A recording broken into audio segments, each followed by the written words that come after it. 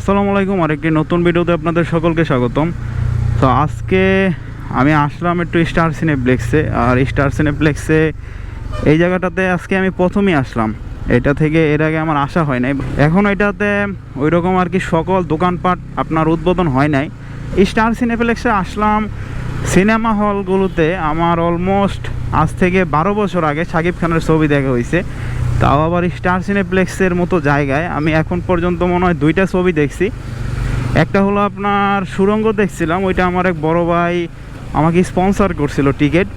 Sponsor বলতে উনি আসলে সুড়ঙ্গতে একটা কোনো ক্যারেক্টার আছে, ওনার নামটা বললে অনেকে চিনবেন, তাও আমি নামটা বলবো না। আমি নিজেও একটা সময় মিডিয়ার সাথে পদচারণা ছিল, আমি হয়তো আস্তে আস্তে আপনাদের সেটা বলবো আমার পদচারণা মিডিয়াতে কী ছিল। আমার অনেক জায়গায় আমাকে দেখছেন অনেক ছবিতে, আমি সেটা স্ক্রিনশটও আমার কাছে আছে, সেটা আমি আস্তে আস্তে শো করব। তো এখন আসেন 11 বছর পর শাকিব খানের ছবি দেখলাম। আজকে আসলাম বরবাদ ছবিটা দেখার জন্য। আর আমি কেন আজকে আসলাম, কার সাথে আসলাম সেটাও বলতেছি। আমার এক ফ্রেন্ড 2-3 দিন যাবত, ওর বাসা অবশ্য হইলো আপনার গাজীপুরা মাওনার ওই সাইডে। সো মাওনা থেকে 2-3 যাবত আমাকে প্রচুর প্যারা দিচ্ছে। আপনার বৃহস্পতিবার বুধবার এই 2 দিন যাবত প্রচুর প্যারা দিচ্ছে যে বন্ধু চল চল একটা ছবি দেখি একটা ছবি দেখি। আমি বলছি বন্ধু আমার টাকা নাই। তারপরে বলে টাকাও লাগবে না, চল আমি তোরে দেখামো, আমার নিজের স্পন্সারে দেখামো।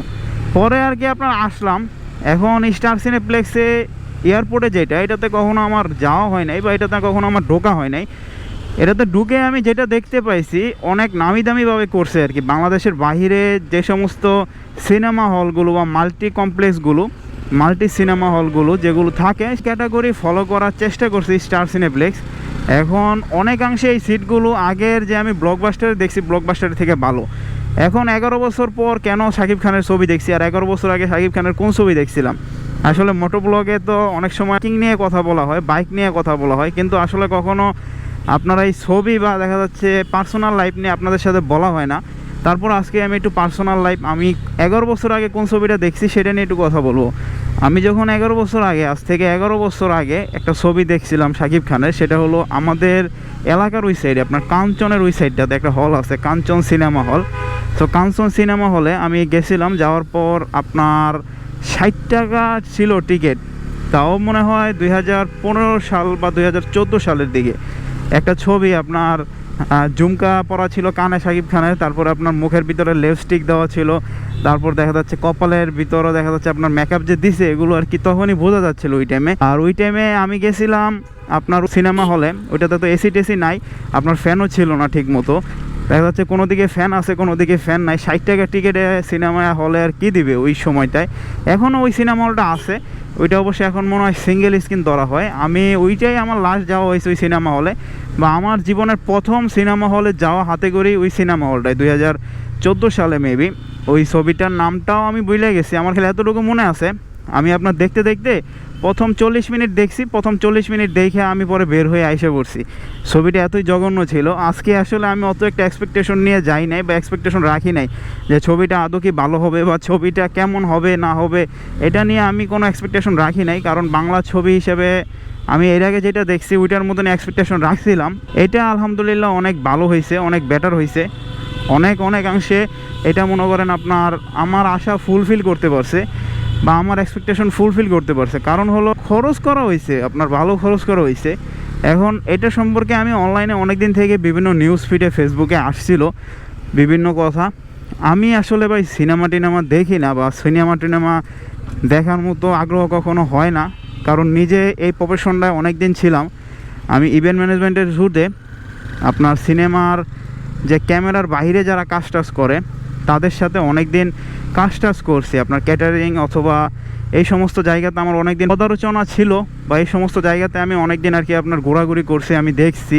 আমি অনেকগুলো ছবিতে দেখা যাচ্ছে আপনার পাশে দাঁড়ায় থাকে, বা অনেকগুলো কাস্টিংয়ে ফাইটিং সিনেও আমি অনেকগুলোতে অ্যাক্টিং করছি। যদি আপনারা চান সেটা নিয়ে একটা আমি ভিডিও তৈরি করব। আমি যেইগুলোতে অ্যাক্টিং করছি, আমার কিন্তু অনন্ত চল্লিশ সাহেবের সাথে অ্যাক্টিং করা আছে। ওনার ওই ছবিটা এখনও মুক্তি পায় নাই। আমি এই কারণে আর কি সিনেমা দেখার আগ্রহ একদমই ছিল না। তারপর আমার বন্ধু বলছে আবার ও স্পন্সর করবে, এই কারণে ওর কথায় আমি আর কি এই জায়গায় আসলাম। আইসা সিনেমাটা দেখে যতটুকু বুঝছি আপনার মোটামুটি ঠিক আছে ভাই, চলে চালায় নেওয়ার মতো একটা সিনেমা। কিন্তু পয়সা উসুল সিনেমা তা না, পয়সা উসুল সিনেমা আসলে বলা যায় না। এখন আপনারা কে কে দেখছেন তাও কমেন্ট করে জানাতে পারেন, বা আপনারা সিনেমা পছন্দ করেন কিনা। তাহলে আমি মাঝে মধ্যে দেখা যায় আপনার সিনেমা টিনেমা দেখি তো, বা ছবি টবি দেখি তো, মুভি টবি দেখি হিন্দি ইংলিশ, এগুলো নিয়ে হালকা পাতলা আপনাদের ধারণা দেওয়া যাবে। কারণ অনেক সময় অনেক রকম মুভি আমি দেখে থাকি, এগুলো নিয়ে চাইলে আপনাদের আমি ধারণা দিতে পারবো যদি আপনারা এইরকম ভিডিও পছন্দ করে থাকেন। অনেক সময় দেখা যাচ্ছে অনেকে আসলে এরকম ভিডিও পছন্দ করে না।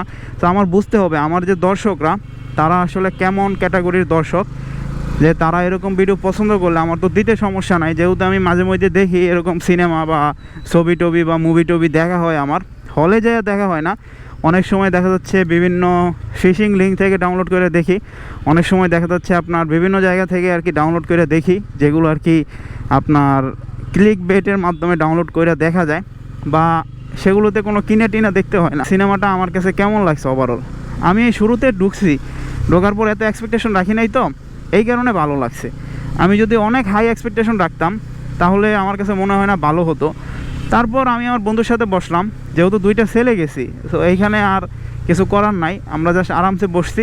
বৈশা আমার ফ্রেন্ড আসতে একটু লেট হয়েছে, আমরা আপনার একদম আমাদের শো ছিল 2টায়, কাটায় 2টায় ছিল, আমরা ঢুকছি 2:05, মানে ওই সময়টায় আপনার ওই যে জাতীয় সঙ্গীত টাকিয় সঙ্গীত এগুলো শেষ, আমরা কিন্তু জাস্ট ঢুকছি। তখন থেকে দেখা যাচ্ছে ছোট একটা ছেলে তার মানে বিভিন্ন কিছু করে ফেলে ছোট থেকে, আস্তে আস্তে বড় হয়, এই সিনটাও মোটামুটি শেষ পর্যায়ে আছে। তারপরে আমরা ঢুকছি, যাবো না বসতেছি না।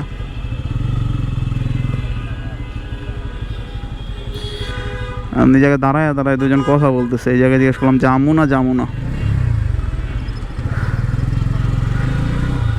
তো তারপর আমরা ঢুকলাম, আমরা ঢুইকা যতটুকু দেখছি খারাপ না ভাই, চালায় নেওয়ার মতো, মোটামুটি চলতেছে। তো হলের ভিতরে এটা নাকি আপনার টিকিটই পাওয়া যায় না। আমার বন্ধু নাকি কালকে রাতে টিকিট কাটছে স্টার সিনেপ্লেক্সের ওয়েবসাইটে যাইয়া, এখন 550 টাকা দেখলাম ওর টিকিটের প্রাইস নিচ্ছে। ভাই 550 টাকা দিয়ে আমার বাংলা ছবি দেখে, বা 550 টাকা দিয়ে ছবি আসলে আদৌ বাংলাদেশে দেখে, এটা অনেক বেশি আমার কাছে মনে হয়। আমি তো 11 বছর আগে আজ থেকে 60 টাকা দিয়ে ছবি দেখছিলাম।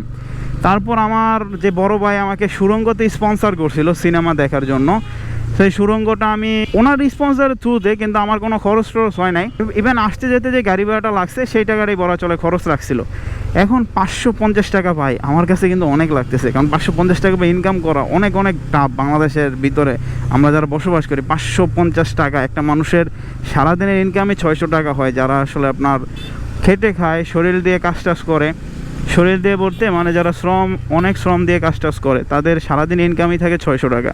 এখন 550 টাকা দিয়ে টিকিট কেটে এই আপনার 2 ঘন্টা প্লাস একটা সিনেমা দেখা, 2 ঘন্টা 20-25 মিনিট, এটা আসলে আমার মনে হয় অনেক মানে বড় বিষয়। যেমন আমি যখন আপনার মাঝে মধ্যে ডে ট্যুরে যাই, মানে একদিনে যাব একদিনে আসবো, এরকম ট্যুরগুলোতে আমার কিন্তু তেল অত একটা খরচ হয় না, 500-700 টাকার তেল হইলেই এনাফ। যেমন আমার চাঁদপুর আপ ডাউন করছি, 700 টাকা তেল খাইছে। সো আমার ক্ষেত্রে 500 টাকা অনেক বড় বিষয় অনেকে বলতে পারেন, কারণ আমি আসলে ট্যুর ট্রাভেল করি তো, বা আমি আসলে ভাই কস্ট মিনিমাইজ করে অনেকাংশে চলার চেষ্টা করি।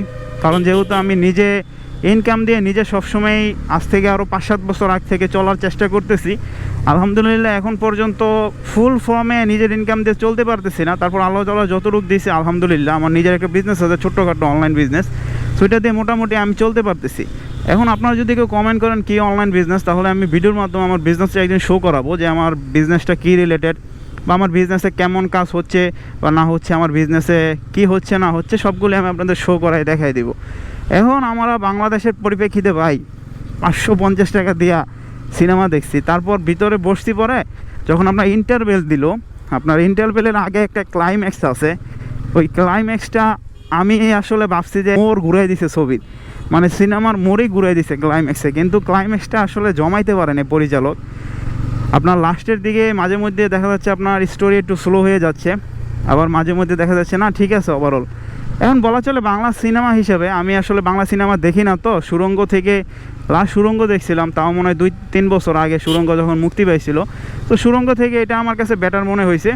তখন সুরঙ্গর সাথে মনে হয় শাকিব খানের আরেকটা ছবি মুক্তি পাইছিল, এটা অনেক ভালো ছিল। কারণ আমি যখন সিনেমা হলে গেছিলাম ব্লকবাস্টারে, তো ব্লকবাস্টারে দেখলাম ওইটার লোক প্রচুর, সুরঙ্গর লোক আসলে অত একটা ছিল না। তো তারপরও মোটামুটি আমি সুরঙ্গর সাথে কম্পেয়ার করলে, যেহেতু আমি সুরঙ্গ দেখছি প্রিভিয়াস টাইমে, বা আমি যদি আপনার তেলেগু অনেক মুভির সাথে কম্পেয়ার করি, তামিল তেলেগুর সাথে এটার একটা ফিল পাওয়া যায়। বা কিছুদিন আগে আমরা যে অ্যানিমেল দেখছি, অ্যানিমেলের সাথেও মোটামুটি কিছু এটার সিমিলার আমি ফিল পাইছিলাম। যেমন চুলের স্টাইল, তারপরে একজনের যে আপনার উঠে জবাই করে ফেলে, তারপরে দেখা যাচ্ছে একজনের যে আপনার মাথা থেকে গাড় আলাদা করে ফেলে, তারপরে কোপ দেয় গলার ভিতরে। এগুলো আসলে অ্যানিমেলের সাথে অনেকাংশে আমি মিল পাচ্ছিলাম। বা আপনার একটা গান আছে, ওই গানটা আমি প্রথম ভাবছি যে শাকিব খানের গান শাহরুখ খানের জালেমারের কপি করে দিছে নাকি, কারণ ওই রকমই আর যেভাবে জালেমারে ওঠে। তো শাকিব খানও সেম ওরকম একটা ড্রেস কোড পইরা মরুভূমির মতো একটা জায়গায় দৌড় দিয়া মানে হাইটা দাইটা ওঠে, নায়িকাও আসে দৌড়ে।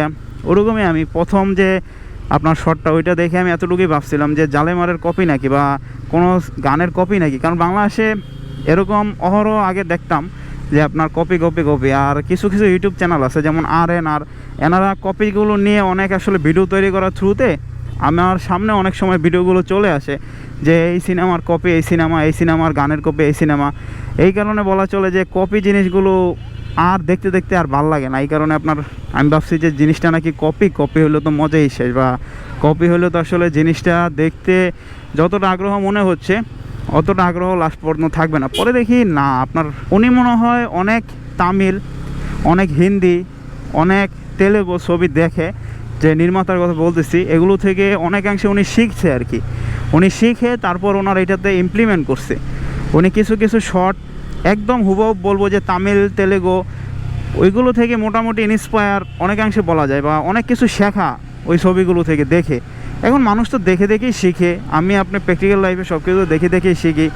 এটা আসলে খারাপ বলা যায় না, বা এটা আসলে একবারে যে চুরি করছে ওইটা বলা যায় না। কিন্তু আমি অতটা এক্সপেকটেশন রাখি নাই। এখন আমার মতো যারা এক্সপেকটেশন না রেখে যাবেন তারা আসলে ফুলফিল হবে। কিন্তু লাস্টে একটা জিনিস আসলে মারা খেলাম, যে স্টার সিনেপ্লেক্সের ভিতরে পপকর্ন কিনলাম ভাই। পপকর্নের দাম জানেন কত? মানে আপনার ভুট্টা ভাজা পাপন কিনলাম, পাপনের দাম নিছে আপনার 300 টাকা। তাও ভাই এর দূরে একটা ছোট ডিব্বার ভিতরে দিছে ভাই, একটা ছোট ডিব্বা না তো কাগজের ভিতরে দিছে ভাই। এটা আমার কাছে অনেক বেশি ভাই। 300, 550, টোটাল 1100। আমরা যদি হিসাব করি 1100, তারপর আপনার 1400 টাকা টোটাল আমাদের খরচ হয়েছে এই ছবিটা দেখা। তাও আপনার 2 ঘন্টা সামথিং, 2 ঘন্টা 20 মিনিটের মতো মনে হবে। তো এতটুকু সিনেমা দেখা আপনার আমার কাছে অনেক বেশি মনে হয়। আসলে গাড়ি এই জায়গায় ধরতেছে, ভালো কাজ করতেছে, কারণ পুলিশে কাজ করে রাখাক ভাই, আকাশে খাইলে লাভ নাই। এই জায়গায় যারা উশৃঙ্খলা আছে তাদের ধরা দরকার, বা তাদের ধরা ফরজ, কারণ তারা আসলে এরকম ডুপ্লিকেট বা উশৃঙ্খলভাবে গাড়ি চালাবে, এটা আপনি আমি যতই বলি তারা মানবে না। এখন আসেন পয়সা উসুল হয়েছে, পয়সা উসুল না কিন্তু ঈদের পর দেখা যাচ্ছে, আজকে কিন্তু আমি যখন ভিডিওটা তৈরি করতেছি তখন ঈদের 18 দিন পর, সম্ভবত 18 দিন পর যে কোনো একটা শুক্রবারে ভিডিওটা তৈরি করতেছি। মানে অনেক পরে আপনারা ভিডিওটা দেখবেন, কারণ আমার এপ্রিলের ফুল শিডিউল আপনার বুক আছে, মানে ভিডিও আপলোড করা আছে। হয়তো আপনারা অনেক দিন পরে দেখতে পারেন, না হলে আমি যদি আজকালের ভিতর এডিট করতে পারি তাহলে আপনারা হয়তো আজকালের ভিতর পাবেন, না হলে একটু পরে পাবেন। এই ছবিটা আমার মনে হয় যারা একটু বাংলা সিনেমা প্রেমী আছে তাদের জন্য তৈরি করা, বা যারা একটু বাংলা ছবি টবি দেখেন তারা চাইলে ছবিটা দেখে এনজয় করতে পারেন। এখন ছবি দেখে অনেকে যখন বের হয়েছে তখন বলতেছে কিছুই তো শিখলাম না, হ্যান ত্যান আবি যাবি। আর আমরা যখন গেছি স্টার সিনেপ্লেক্স, যেটা আপনার এয়ারপোর্টে, এটা মোটামুটি বড় আছে। আমি ব্লকবাস্টারে তো দেখছি, ব্লকবাস্টারের থেকে অনেকাংশে বড়, বা অনেক সিটিং অ্যারেঞ্জমেন্ট এটাতে বেশি। এই কারণে বলা চলে যে এটা কিন্তু ব্লকবাস্টারের থেকে অনেকগুলো সিটিং পজিশন বেশি নিয়ে তারা এই জায়গায় স্টার্টিং করছে। আর আমার কাছে এটা একটু লাক্সারি মনে হয়েছে। এই কারণে আমি জানি না যে প্রাইসটা বেশি কিনা টিকিটের। যারা রেগুলার স্টার সিনেপ্লেক্সে ছবি দেখেন তারা একটু কমেন্ট করেন তো যে আপনাদের কেমন খরচ হয়। আমি তো গেছি হঠাৎ করে, আমার বন্ধুরে বাস দিয়ে দিছে কিনা স্টার সিনেপ্লেক্স আমি জানিও না ওইটা, বা অ্যাকচুয়ালভাবে ওইটা আমি বলতেও পারি না যে আমার বন্ধুরে বা আমারে স্টার সিনেপ্লেক্স বাস দিছে কিনা, কারণ আমরা সচরাচর দুইজনই ভাই মুভির সাথে জড়িত না। আমি নিজে অনেক আগে দেখা যাচ্ছে আপনার টিনেমার সাথে কাজকর্ম করতাম, প্রোডাকশন হাউসের সাথে ইভেন্ট ম্যানেজমেন্টের থ্রুতে, কিন্তু অনেক দিন ধরে আসলে এটা থেকে আমি বিচ্ছিন্ন। 2023 সাল থেকে আমি ইভেন্ট ম্যানেজমেন্টের থ্রু হিসেবে যে কাজটা আগে করতাম সেই কাজ থেকে অনেকাংশে বিচ্ছিন্ন, কারণ আমার তখন থেকে দেখা যাচ্ছে ওই জায়গা থেকে আমি ছেড়ে দেওয়া একটা ভাব। আর বাংলাদেশের সিনেমার অবস্থা তো জানেনি, আমি যখন কাজ করতাম মোটামুটি লেভেলের কাজ তখন পাইতাম, কিন্তু 2023 সালের পরে একদম কাজ আমারও আসছিল না। আর আপনার আমি ওরকম কাজ করে মজাও পাচ্ছিলাম না। পরবর্তীতে আমি নিজ থেকেই কাজটা ছেড়ে দেই। আমার যে অনলাইন বিজনেস আছে সে অনলাইন বিজনেসের মতো কাজটা আমি বেছে নেই, বা ওইটা আমি আশা করি অনেক ভালোভাবে শুরু করছি। এখনও আসলে ওইটা থেকে আমি 100% পটেনশিয়াল বের করতে পারি নাই, কষ্টের ভিতরে আছি। এরপর আমি আসলে মোটো ব্লগিং শুরু করি বা মোটো ব্লগ সেটআপের সাথে জড়িত হই, যেটা আপনারা এখন দেখতেছেন বা আমার ডেইলি লাইফ হিসাবে আপনারা এখন দেখতেছেন। আজকের ভিডিওটা ডেইলি লাইফ হিসেবে গেল আর কি। তারপরও কেউ আসলে খারাপ দৃষ্টিতে খারাপ নজরে দেখেন না, আমি আমার মতামতটা শেয়ার করছি।